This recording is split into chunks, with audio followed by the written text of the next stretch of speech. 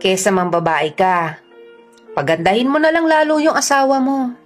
Kesa mag-alaga ka ng ibang babae, alagaan mo na lang ng sobra yung asawa mo.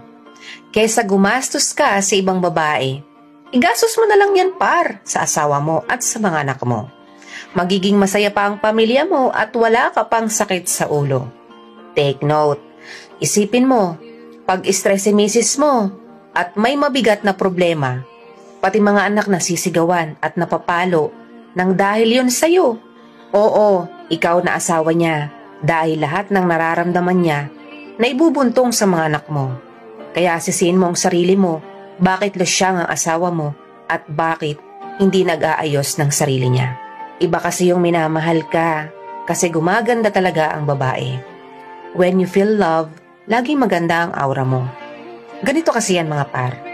Kapag masaya ang misis mo, masaya rin ang pamilya mo, di mas lalong sasaya ang buhay mo. Pagiging responsableng padre di pamilya dapat ang ipinagmamalaki, hindi ang pambababae.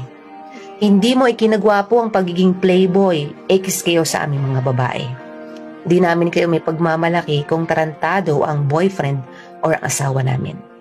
May babaeng perpekto sa lalaking marunong makontento.